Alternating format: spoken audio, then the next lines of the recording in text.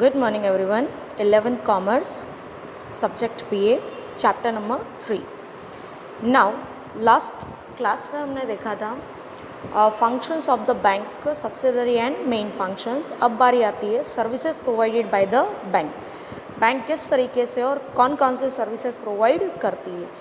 The main function of the bank is to invest money, provided loan and accept deposit. Bank का जो main functions होता है 3 होते हैं. सबसे पहले वो क्या करता है, आपके पास से डिपॉजिट को एक्सेप्ट करता है, लोन प्रोवाइड करता है, प्लस इन्वेस्टमेंट भी करता है. In addition to this the bank has some more functions like looking after financial transaction of the customers, issue the letter of credit, issue the travellers cheque, issue draft, RTGS, NEFT, bank overdraft, loan, credit card, debit card and work related to core banking. ये सारे के सारे काम भी bank करती है. चलिए देखते हैं. फर्स्ट वर्क आता है to issue draft. Draft means a cheque written by a bank addressing another branch. मतलब कोई भी बैंक अगर चेक लिखती है अनदर ब्रांच, मतलब उसकी सेम बैंक होगी, दूसरी बैंक होगी नहीं, उसकी ब्रांच होगी. The name of the person is mentioned in the draft and order is issued to pay the amount to that person. जिस पर्सन का नाम उसमें मेंशन किया गया उस पर्सन को हम अमाउंट पे करने के लिए चेक इशू करता है. The bank transfer the amount as the issue authority on behalf of the customer. Customer की तरफ से बैंक ये चेक इशू करती है और सामने वाले पर्सनस को मनी दे देती है. यहाँ पर कस्टमर की ज़रूरत नहीं पड़ती है, कस्टमर के सारे ट्रांजेक्शन्स बैंक करती है. जैसे कि टॉरेंट पावर की कंपनी है. टॉरेंट पावर को अगर आपको बिल पे करना है तो आपको ज़रूरत नहीं, आपने बैंक में एप्लीकेशन दे के रखी है कि हर मंथ में मेरा बिल पे कर देना है. तो बैंक क्या करेगी, आपकी तरफ से चेक इशू करेगी और किसके नाम से करेगी, टॉरेंट पावर के नाम से, और जिस ब्रांच में उसका अकाउंट्स होगा उसमें वो सबमिट कर देगी. सो इस तरीके से आपके सारे जो भी ट्रांजेक्शन्स होते हैं उसको ट्रांसफ़र करना काम किसका होता है, बैंक का. And that is related to issue draft. When a person wants to send money to another person, he goes to the bank, pays money and the commission to be paid on the bank for issuing the draft and request the bank to issue the draft. इसमें क्या होता है कि अगर किसी भी person को दूसरे पर्सन को मनी सेंड करनी होती है तो सबसे पहले वो बैंक के पास जाता है, मनी को पे करता है, साथ ही साथ उसका कमीशन जो लगेगा वो भी पे करेगा. उसके बाद बैंक को रिक्वेस्ट करता है कि उसकी तरफ से ड्राफ्ट इशू करें. The sender request the bank to issue the draft in favour of the receivers. The bank order its a branch or its a associate bank located in the areas of the receivers to pay the amount. Bank क्या करती है, आपकी तरफ से ये काम करती है, ड्राफ्ट को इशू करती है और जिस एरिया में पर्सन रहता है जिसको मनी पे करनी है उसके आसपास की बैंक को फ़ोन करके या कॉल करके वो बताती भाई इस पर्सन के अकाउंट में so and so amount transfer करनी है. So the draft can be deposited only in the account of the person whose name written on it. जिसका नाम लिखा होता है, it is the account's pays only. उसी के अकाउंट पे पेमेंट किया जाएगा. Unlike check, such a draft never bounces. नहीं तो चेक क्या हो जाएगा, बाउंस हो जाएगा, उसकी अमाउंट मिलने वाली नहीं है. नेक्स्ट आता है bankers cheque, pay order. Bankers cheque is a facility similar to a bank draft. The check issued by the bank against the payment accepted by the bank is called pay order. मतलब जब bank एक check लिखती है वो भी किसी person के नाम का नहीं, बैंक के नाम का लिखती है. तो एक बैंक ने चेक लिखा, दूसरे ने एक्सेप्ट किया, so this is known as pay order. Pay order can be encashed only in the same city. सिर्फ और सिर्फ एक ही सिटी के अंदर इसको कैश कराया जा सकता है, दूसरी सिटी के अंदर ये काम में आने वाला नहीं है. बट एक बैंक जब दूसरे बैंक के ऊपर चेक लिखती है that is known as bankers cheque और अ पे ऑर्डर. नेक्स्ट आता है real time gross settlement. Time real है बट सेटलमेंट कैसा है, ग्रॉस, मतलब अभी भी उसमें से कुछ कट ऑफ होना बाकी है. When an RTGS member bank transfer money to the any other RTGS member bank anywhere in the India. RTGS एक नंबर होता है जो बैंक के पास होता है। तो एक आरटीजीएस वाली बैंक दूसरी आरटीजीएस वाली बैंक को मनी सेंड करती है, ट्रांसफ़र करती है in India, with in the India. India के बाहर ये ट्रांजेक्शन होगा नहीं। This method is called RTGS. इस मैथड को हम आरटीजीएस के नाम से जानेंगे।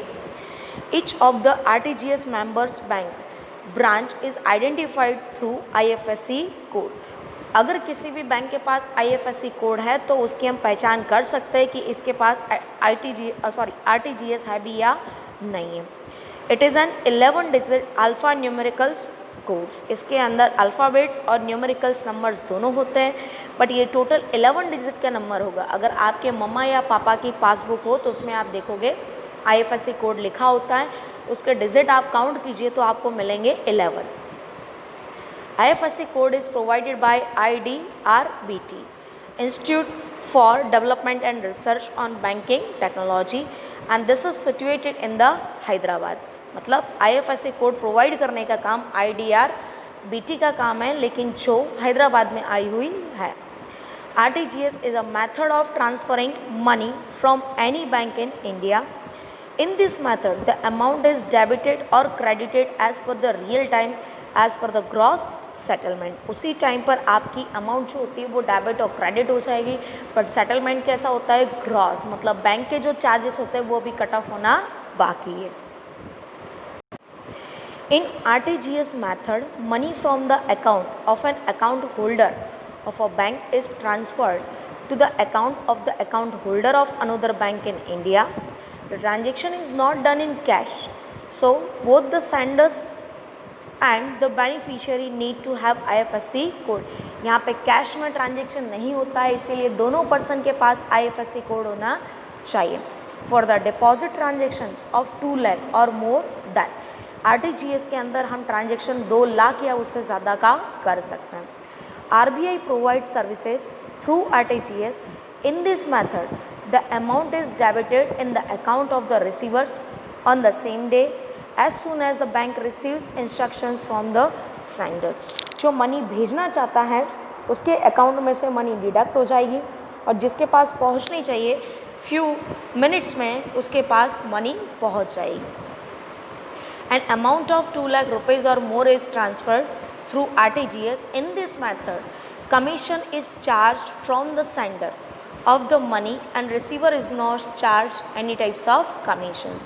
जो मनी को सेंड कर रहा है, जो मनी को भेज रहा है, उससे बैंक क्या लेती है, चार्ज लेती है, बट जिसको मनी मिलने वाली है, जो रिसीवर है, उसके पास से कोई चार्ज लिया जाएगा नहीं। इन शॉर्ट में यहाँ पे टाइम रियल है बट सेटलमेंट कैसा होगा, ग्रॉस, क्योंकि चार्जेस पे करना बाकी होता है और चार्जेस पे करने की ड्यूटी किसकी होती है, सेंडर की। इस तरीके से आरटीजीएस के थ्रू आप ऑल ओवर इंडिया के अंदर 2 lakh and more than 2 lakh का आप ट्रांजेक्शन कर सकते हैं online.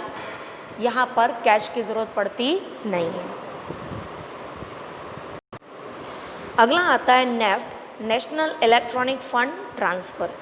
NEFT, it is a method in which one bank having the NEFT membership transfer money to another NEFT member bank in India। Same RTGS की तरह है, यहाँ पर भी आपके पास नेफ्ट की एक मेंबरशिप होनी चाहिए। जिस बैंक के पास मेंबरशिप होगी वही इसका ट्रांजेक्शन कर सकती है, दूसरे बैंक इसका ट्रांजेक्शन कर सकती नहीं है। NEFT is also a type of payment just like a RTGS.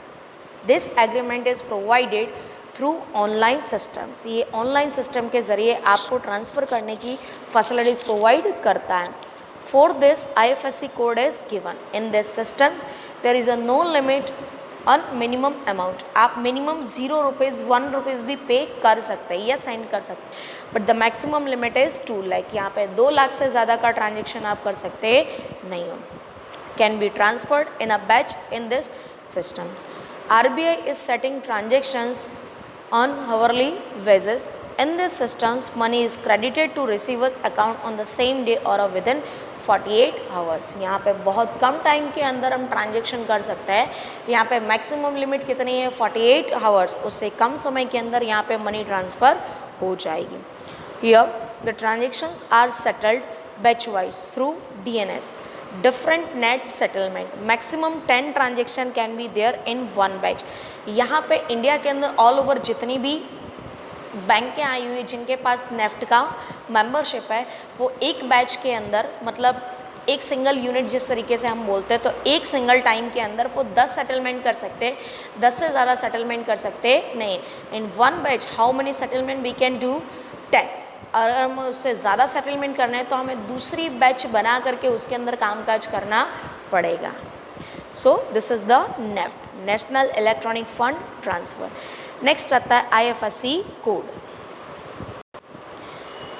All NEFT members banks are identified through IFSC code which is an alphanumerical combinations of 11 digit, जिसके बारे में